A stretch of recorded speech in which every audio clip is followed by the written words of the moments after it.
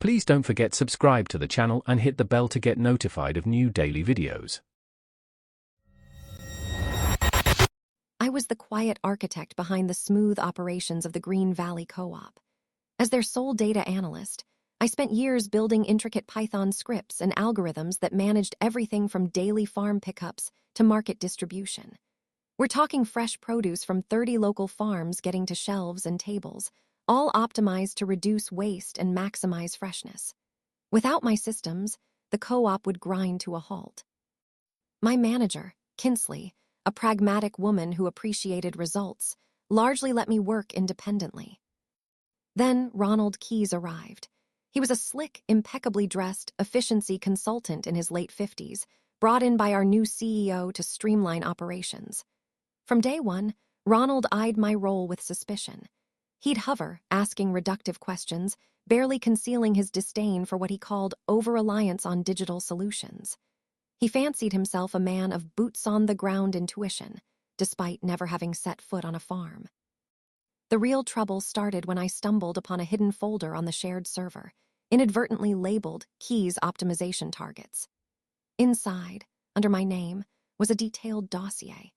He'd taken a passing comment I made about projected seasonal yields for heirloom tomatoes and twisted it into Analyst exhibits fundamental misunderstanding of basic agricultural varieties, likely relies solely on automated inputs. He was systematically building a case to prove my position was redundant, a prime target for cost-cutting. He saw automation as a threat to his consulting fees, and me as a soft target. The thought of losing my job and seeing the co-op's delicate balance collapse due to his short-sightedness filled me with a cold fury. My anxiety, already high from managing complex logistics, spiked into full-blown panic attacks. I stared at his meticulously compiled lies, my hands trembling. Redundant. When my systems were saving hundreds of thousands annually, preventing spoilage and keeping 30 farms afloat. This wasn't just about my job. It was about the integrity of the co-op and the livelihoods of hardworking farmers. Ronald wanted to prove automation was unnecessary. Fine. I would show him what unnecessary truly looked like. My plan was simple, brutal, and perfectly tailored to his arrogance. I crafted 3 emails, setting them on timers. The first to Kinsley, a polite, "I'm taking 2 weeks of urgent vacation, starting now," timed for 10 p.m. Friday. The second to every employee and member farm of Green Valley Co-op, scheduled for 4 a.m. Monday. Due to an unexpected leave, I will be unavailable. For all urgent operational inquiries related to data, logistics, or farm pickups, please contact our efficiency consultant, Ronald Keyes, directly at Ronald's corporate email. The third was an autoresponder for my own inbox, mirroring the second message. Then, with a deep, shaky breath, I systematically went through every single one of my custom-built Python scripts. The dynamic routing algorithms, the real-time inventory optimizers, the demand prediction models, and flipped them off. All of them. Friday evening, just before leaving, I strolled past Ronald's temporary office. He was hunched over his laptop, probably compiling another false report. I paused at his door. "Just wanted to let you know, Ronald," I said, a faint smile playing on my lips. "I've just optimized my workload considerably. Perhaps you can find a way to optimize yours now." He grunted, barely looking up, dismissive as ever. He had no idea the tidal wave I had just unleashed. I walked out of that office, the weight of the co-op's future in my hands, and for the first time in weeks, I felt a strange calm. My vacation started the moment those emails were sent. Monday morning, my phone began to buzz with a frenzy I hadn't anticipated. Missed calls from Kinsley, from farm managers, even from some of the bigger retail partners.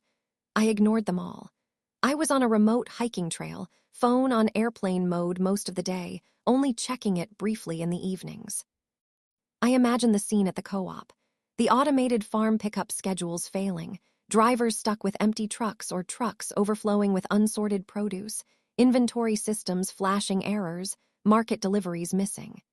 Chaos. Ronald, the efficiency expert, was now the designated point of contact for a perfectly efficient system that had been deliberately, meticulously, turned into a digital black hole.